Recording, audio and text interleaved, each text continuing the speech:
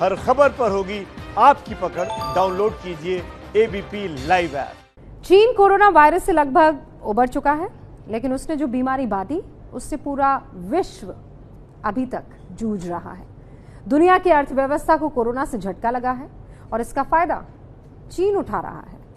चीन अमेरिका को पछाड़कर super power बनना चाहता है और इसके लिए वो कुछ भी करने के लिए तैयार है। साम, दाम, दंड, भेद, इसके जरिए वो अपने वर्चस्व को कायम रखना चाहता है।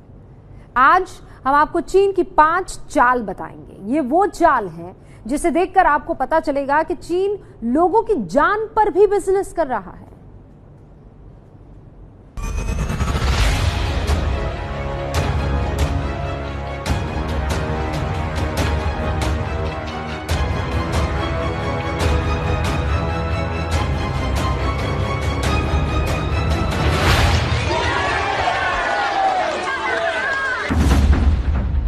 दुनिया की बेचैनी बढ़ाने के बाद चीन अब चैन की सांस ले रहा है। न उसके माथे पर चिंता की लकीरें हैं और न अपने किए पर पछतावा। दुनिया जब कोरोना के चक्रव्यूह में फंसकर जान गंवा रही है, तब चीन इसका फायदा उठा रहा है। मौजूदा वक्त में चीन का मकसद खुद को दरियादिल दिखाकर विरोधियों की कमजोरियों का फायदा उठाना है। चीन इसके लिए खुद अमेरिका से भी बड़ा सुपर पावर दिखाने की कोशिश में जुटा है और पूरी दुनिया में बीमारी फैलाकर मौके का फायदा उठाना चाहता है। आज हम आपको चीन की 5 चालबाजियों के बारे में बताने जा रहे हैं। पूरी दुनिया को जिस चीन ने बीमार किया, अब वही चीन विश्व को मेडिकल उपकरण बेच रहा है। कोरोना से कई देशों की अर्थव्यवस्था चौपट हो गई। चीन अब उन देशों की घाटे वाली कंपनियों में निवेश कर रहा है। कच्चा तेल पानी से भी सस्ता हो गया है, इसलिए चीन कच्चे तेल का अकूत भंडार इकट्ठा कर रहा है। संयुक्त राष्ट्र के मुताबिक 2020 भुखमरी का भी साल होगा, इसलिए चीन अनाज का भंडार भर रहा है। अमेरिका ने चीन की तरफदारी करने वाले WHO का फंड रोका, तो चीन मोटी फंडिंग कर चेहरा चमका रहा है। चीन की कुल अर्थव्यवस्था $13 ट्रिलियन की है, यानी कि दुनिया की दूसरी सबसे बड़ी अर्थव्यवस्था। भारतीय अर्थव्यवस्था से करीब 6 गुना ज्यादा। और इसी पूंजी के दम पर चीन एक बार फिर से अपने आप को दुनिया में एक नए सिरे से स्थापित करने की कोशिश में जुटा है। अब सिलसिलेवार तरीके से समझिए कि कैसे चीन दुनिया पर अपनी पकड़ मजबूत कर रहा है।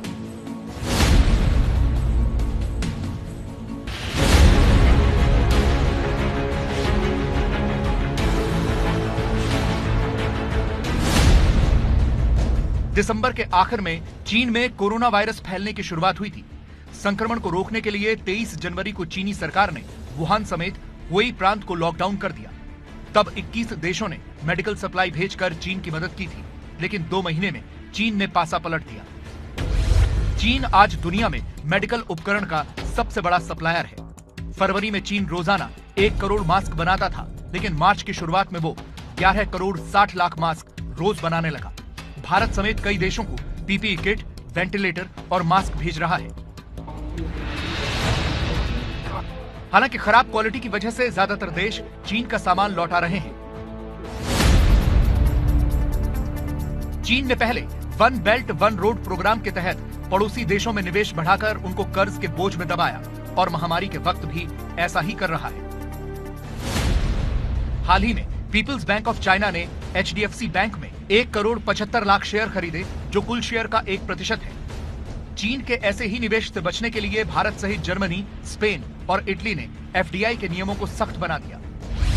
चाइना खुद पिछले कई सालों से प्रोटेक्शनिज्म की पॉलिसी अपना रहा है, यानी चाइना ने पिछले कई सालों से बहुत सी बाहर की कंट्रीज और कंपनीज को अपने अंदर इन्वेस्टमेंट नहीं करने की। आज कोविड-19 यानी कोरोना वायरस के समय में चाइना के बारे में जो शायद बात कही जा रही है कि चाइना दूसरी कंट्रीज के अंदर अपना इन्वेस्टमेंट बढ़ाने की कोशिश कर रहा है, वो ग्लोबल इकोनॉमी के लिए शायद खतरे की घंटी साबित हो सकता है। दुनिया के ज्यादातर देशों में लॉकडाउन है और ऐसे में कच्चे तेल की मांग में गिरावट आई है। कोरोना से पहले यानी दिसंबर में 1 लीटर कच्चा तेल करीब 32 रुपए लीटर था, जो अब 7 रुपए लीटर पहुंच गया है। इसका फायदा उठाकर चीन ने पहली तिमाही में दोगुना भंडारण किया। पहली तिमाही में चीन ने 18.02 मिलियन टन ईंधन एक्सपोर्ट भी किया और मुनाफा कमाया। खबर है कि चीन कच्चे तेल के अपने 65% कमर्शियल रिजर्व क्षमता का भंडारण कर चुका है। दुनिया अभी कोरोना की महामारी से उबरने की जद्दोजहद में फंसी हुई है और वर्ल्ड फूड प्रोग्राम के हालिया रिपोर्ट की माने तो दुनिया पर एक और बड़ा संकट मंडरा रहा है और वो है भुखमरी का। 821 million people go to bed hungry every night all over the world, chronically hungry.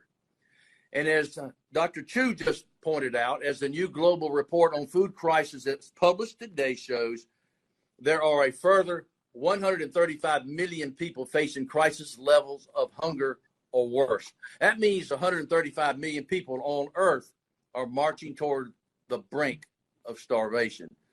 But now the World Food Program analysis shows also, due to the coronavirus, that an additional 130 million people could be pushed to the brink of starvation by the end of 2020. That's a total of 265 million people. चीन की आबादी दुनिया में सबसे ज्यादा है और वो आबादी भूख से न मरे, इसलिए पैसे के दम पर चीन ने इसकी भी तैयारी शुरू कर दी है। चीन 30 मिलियन टन अनाज का भंडारण कर रहा है। दुनिया का 2/3 चावल चीन के पास है और चीन ने चावल का भंडारण बढ़ाया तो दुनिया में चावल की कमी आ सकती है। पक्षपात का आरोप लगाकर अमेरिका WHO की फंडिंग रोक चुका है। ऐसे में खुद को ग्लोबल लीडर के तौर पर स्थापित करने के लिए चीन आगे आया है। चीन ने ऐलान किया है कि वो WHO को 228 करोड़ रुपए की मदद करेगा।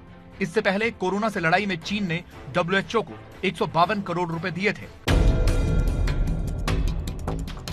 इन सब के बीच चीन के राष्ट्रपति शी जिनपिंग अपने देश के भ्रमण पर निकले हैं। वो कभी इकोलॉजिकल पार्क जाते हैं, कभी सड़कों पर घूमकर लोगों से मिलते हैं। चीन की अर्थव्यवस्था निर्यात आधारित है, इसलिए जिनपिंग लगातार मैन्युफैक्चरिंग यूनिट्स का दौरा कर रहे हैं। लॉकडाउन हटेगा तो जरूरी सामानों की मांग तेजी से बढ़ेगी और चीन इस मांग को अपने पक्ष में भुनाने के लिए भी खुद को तैयार कर रहा है।